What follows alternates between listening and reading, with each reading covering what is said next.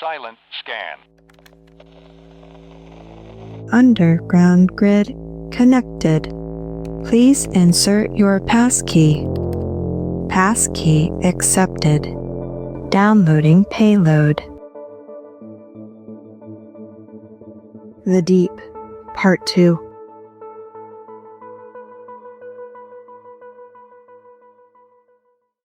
Thomas, wringing the water from his shirt, noticed Trey's change immediately. He followed his gaze and froze. Shock settled across his face. With a growing sense of dread, I turned slowly, following the boy's fixed stares. That's when I saw him. Sock-clad feet, an unruly beard, the wide, hollowed-eyed look of someone who'd been running for weeks. But it wasn't until my eyes found the gun in his hand that the full weight of the moment slammed into me. I shot to my feet. Trey was there in an instant, stepping in front of me, his arm thrown out like a shield. My heart thundered. He had been wrong. The tent hadn't been made by someone from town. The man pressed a filthy finger to his lips, then swept his hand through the air in a sharp warning before glancing over his shoulder. And then I heard it. A laugh, deep, raspy, unmistakable, echoing from the opposite bank, bouncing off the trees. I knew that laugh. There was only one person in town who sounded like that. Darrius Brannon, the most feared flock corporal in the district. Brannon had a reputation. He'd made damn sure everyone knew just how much he hated being stationed in our little backwoods town. He called it a punishment post, said it was a waste of his vast potential. We'd all heard him during his drunken rants in the square, slurring threats and grievances loud enough to carry down the whole block. And when his anger needed somewhere to land, he didn't hesitate. More than a few townsfolk had felt it firsthand. The lucky ones ended up on Bentley's mother's table, stitched up with broken ribs or cracked jaws. The unlucky ones, well, there were whispers. Hunting accidents, they called them. People still talked about the man who was shot in the back a few years ago on Brannon's watch. Seems the wildlife wasn't the only thing to be hunted out in the woods. Though the rest of the hunting party had come back unscathed, their complete refusal to say anything whatsoever about the incident seemed to say everything. The magistrate had called it an accident before the blood had even dried. But I heard Bentley's mother say once in a fit of rage that the wound didn't fit someone shot from a distance. But she had quickly redacted the statement, saying such things could be dangerous, even in the privacy of your own home. My gaze immediately shot to Thomas. His hands were clenched into tight fists at his sides, shaking with the effort to keep them still. The muscle on his jaw twitched, a tell I knew too well. I didn't blame him. That man, the one who had been shot in the back, had been Thomas's father. And ever since, Brannon had made it his personal mission to make Thomas's life hell. The faint crunch of footsteps echoed in the distance, followed by muffled voices. "We've got to go," Trey whispered, his voice barely audible over the rushing water. The urgency in his tone snapped Thomas from his frozen state, and I saw him tense, his body shifting as though ready to act. It hit me then, the sick realization that in my shock, I had completely forgotten about Bentley and Addison. The silence behind us was deafening. Trey and Thomas must have felt the same because we all glanced at each other before looking behind us. When I didn't spot them right away, my stomach dropped, but then I felt Trey's hand pressed to the small of my back. He pointed, and my heart jolted. There, several feet downstream, Bentley and Addison were crouched beneath the roots of a tree, trying to remain unseen. Even from here, I could see their trembling forms. I turned quickly, expecting the man to still be there, but the spot where he had stood was empty. He was gone. Thomas immediately began signaling with his hands. Over the years, we had developed a silent code for moments like this, when words were too risky. He gestured for them to move further downstream and meet us at the creek near Flickinger Hill. The girls nodded and stayed close to the edge, and in the shadows of the roots, they started making their way downstream. Trey grabbed his shirt, and we began making our way carefully across the rocks when Brennan's voice rang out from the opposite bank. "Water's been low," he said in a gruff voice. "Much easier to cross the deep this time of year. I think they're more likely to risk it at night, though." Pow! We all instinctively ducked, the sharp sound of the gunshot striking fear into me. I clasped my hands tightly over my mouth, desperately trying to keep from screaming. A few yards away on the bank above us, the tree's side splintered where the bullet had struck the bark. "Damn squirrels!" Brennan muttered. My breath came in heavy gasps behind my hand. I felt Trey's hand on the small of my back, steadying me, and Thomas lightly tugged my arm, urging me forward. We began moving again, quietly, carefully. "You shouldn't shoot over there," a tired male voice said. Darrius chuckled darkly in response. "Why? Afraid of another accident?" There was a brief silence. Whoever Brennan had for company didn't seem to find him amusing. "I think it's..." The voice started again, then trailed off. That's when I knew. We'd been caught. We turned slowly to see Brennan's companion standing at the edge of the opposite bank, peering down at us. The gold mechanical iris that all flock members had whirred quietly, and I knew it had locked its sights on us. His beard-framed lips were agape in surprise. Roger Plectus. He was new, had only been in town a few months. I'd seen him around before. By the way his mouth pressed into a hard line every time Darrius spoke, I could tell he had a deep distaste for the man. What is it?" Brennan called from across the bank. Roger turned, his mouth floundering for words. But it was too late. A hand shot out, shoving him aside. Brannon came into view, his gaze and his gun now trained on us. "Go," Trey whispered gently, pushing us forward. The shot that rang out through the air felt almost surreal. Despite having heard it once before, it didn't register at first. This time, I didn't see where it landed. I spun around so suddenly I almost lost my footing and slipped into the water. "What the hell are you doing?" Roger shouted, shoving the gun up and away from us. "Let's go," I hissed under my breath, turning to leave. But no one followed me. Confused, I spun back around. That's when I saw it. The horror-stricken look on Thomas's face. "I've seen that kid before," Darrius muttered, his voice distant. "Must have been on the wanted posters." Brannon's glare was fixed on us, and it was clear from his expression he knew exactly who Thomas was. Roger, who had still been trying to deflect the gun away from Brannon, looked over his shoulder at us. When his eyes locked on Thomas, he froze, his hands falling limply to his sides. "He's the hunter's boy, the one from a few years ago," Darrius said, his voice distant now. It was as if he too realized there was no way Brannon didn't know exactly who Thomas was. My hands flew to Thomas, searching frantically for a wound, the one I feared might be there. But when I touched him, there was nothing. I felt Thomas's hands on my wrist. Gentle.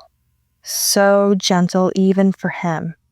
And cold. His hands were ice cold. Slowly, I looked up at him. His blue eyes were fighting back tears. "He stepped in the way." Thomas's voice was a strained rasp, barely a whisper. "What?" His words didn't make sense. And that look on his face, was that guilt? His mouth opened again, but nothing came out as his gaze flickered behind me. I pulled away from him, the realization slowly sinking in. "No." The word was a strangled gasp. I whirled around, searching for Trey. My eyes met his, just as the blood seeping through the balled-up shirt at his chest began dripping onto the stone below. "He stepped in the way." Thomas's voice was dazed, barely a whisper behind me. He stepped in the way." "Trey!" The cry ripped from my chest as he collapsed into my arms, and we both sank to the ground. Blood. So much blood, soaking through his shirt, staining it red, sliding down his sides, pulling on the rock beneath us. My hands shook violently. A horrible, rasping sound came from Trey.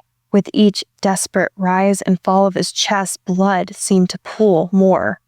His bloodied hands gripped mine, his fingers trembling as if trying to hold on. His lips moved, but the words came out as a broken gasp. "You stepped in the way. I don't know what to do." The words spilled out, ragged and desperate. "Help." The word choked from me, barely audible, but I forced it out again, louder, more frantic. "Help!" Someone above us cursed, and through my tear-blurred vision, I saw the two men staring down at us. Roger was pacing, but Brannon looked like he couldn't care less. I glared at them both. "Help!" It came out as a demand, angry, full of hate. Roger froze. He looked at me, and I wanted to rip that look off his face. Then he turned on Brannon, his brows rising in mild surprise. "Do you have any idea who that boy is?" Roger shouted. "Merchant's kid, so what?" Brannon sniffed, wiping sweat from his temple. "That's Bane's boy. The merchants love him. They all know him by name." Brannon shrugged. I glared at them, my teeth bared. How could they talk like this while Trey was dying? Trey. Then it hit me. The silence. I couldn't hear him gasping anymore. Panic seized me, and I looked down at Trey. His chest wasn't moving. The ragged breaths had stopped. His eyes were vacant in a way I had never seen before. "This might be enough for them to revolt. Then where will we be?" Roger kept talking, oblivious to everything. That was when I knew. Trey was gone. A horrible, guttural scream hollowed out my ears, so raw, so desperate, that it swallowed the world around me. Then some distant part of me registered the sound was coming from me. "Shut up, girl!" Brannon shouted, his voice dripping with annoyance. He sighed, clearly irritated. "Let's just waste them all and say it was a degenerate. Reports have said there was one spotted a few weeks ago not far from here anyway." Then the gun fired again. My heart stopped. My entire body went rigid. I squeezed my eyes shut, bracing for the pain, expecting the sharp, fiery agony of a bullet tearing through flesh. But it never came. Confusion crept in as I sat there breathless, realizing the shot hadn't hit me. I opened my eyes, still trembling, and saw Brannon's face twisted in a look of confusion before he collapsed, dead. I turned my head slowly, disbelief crashing over me. There, hidden among the foliage, a few yards away, stood the degenerate man. His cold gray eyes locked onto mine, and before I could even process what was happening, Roger's bullet went through his head. Not even a week had passed before they sent in the crisis manager. I'd only ever seen Kingston Pratt on television. There, he was intimidating, but in person, he was terrifying. Gray eyes so smoky they almost glowed, greased black hair, a tailored black suit. I knew things had to be bad if he showed up. If any of the reports on him were to be believed, Pratt only dealt with crises Global Genesis deemed high priority. Even with the spin the reports put on it, painting us like poor, unfortunate kids who got caught in a degenerate shootout, Roger's fears came true. The merchants revolted.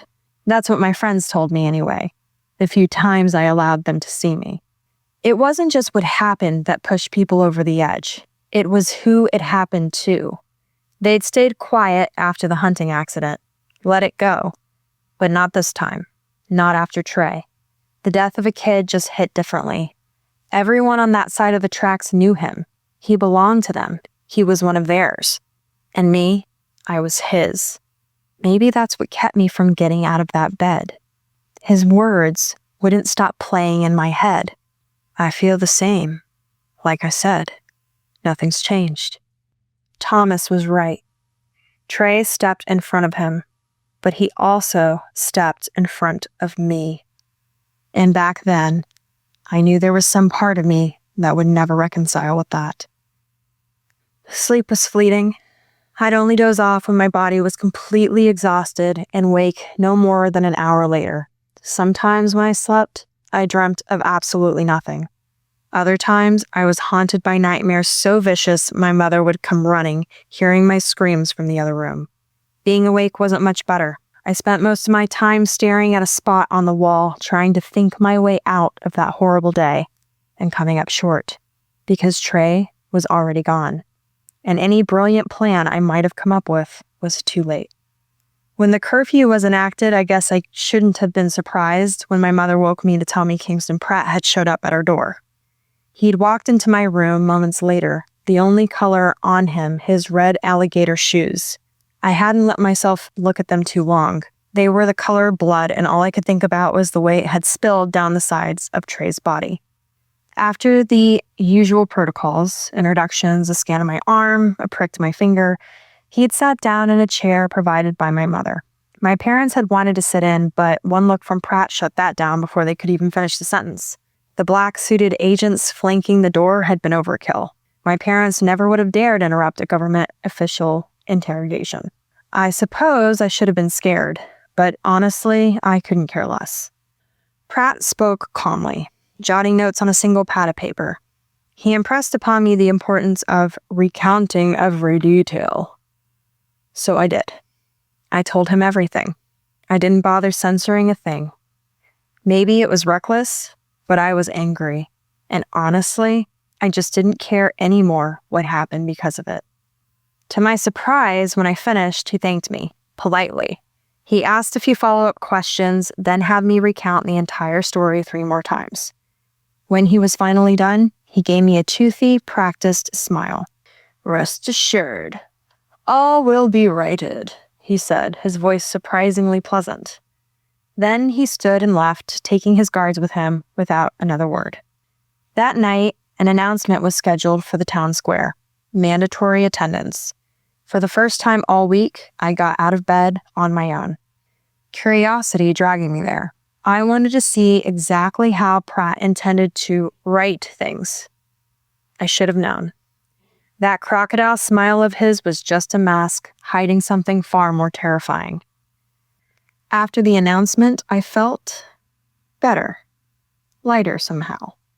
Though every now and then a strange longing would creep in.